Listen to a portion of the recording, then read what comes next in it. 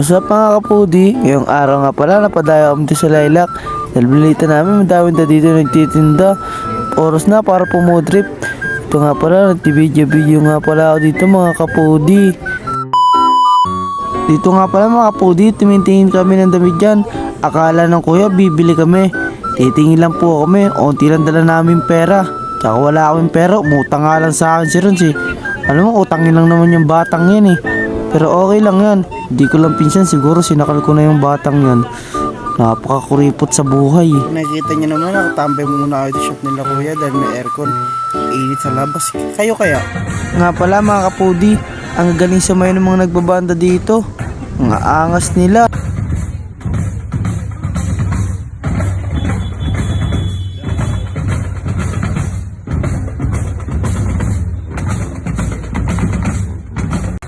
Dito may isa pa nga kasi kami nakita. Tingnan gagawin ni Rans ha. Susundan niya yan.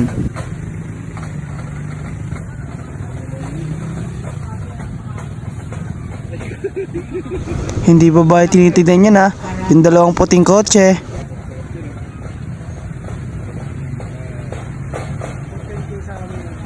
Diba? Sabi ko sa inyo eh. Di babae tinitignan ni Rans eh. Mga kotse. Pasikat ka boy!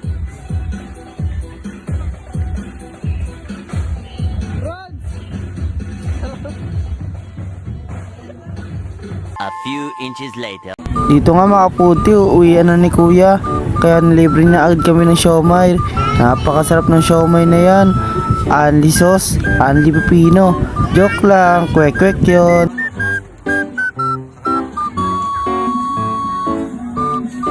Dito nga mga puding, lalagyan na kami ng toyo, pati chili oil, pati bawang, pati kalamansi para mabilis sa timpla. Nga pala mga kapudrip, di namin na video ka ganina. Kumain pala kami kaganina shawarma pero nag-milk tea lang kami. Di namin na video kasi lobot na rin kami kaganina eh.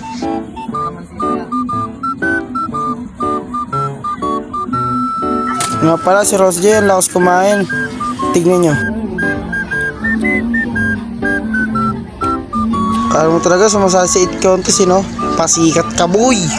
Wala mga kaputi, bumili na kami ng tubig. Ay, palamig pala to. Lasang tubig kasi. Nga pala mga kaputi, piyesta ngayon ng Lilac. Kaya madami ngayon titinda dito sa ano nila. Ang mamahal nga eh. Lowest 70. Kaya napunta na lang kami sa siomay.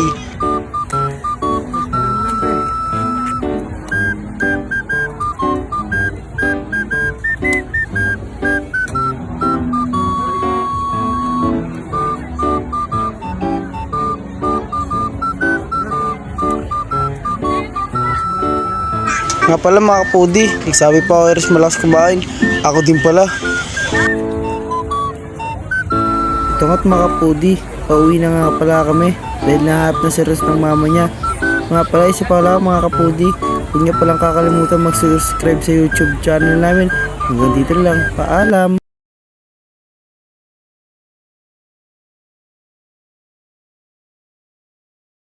Ba't ka pa nandito? Scroll na! Kulit me. So nga pala mga kapudi, happy piyesa sa mga taga Lilac.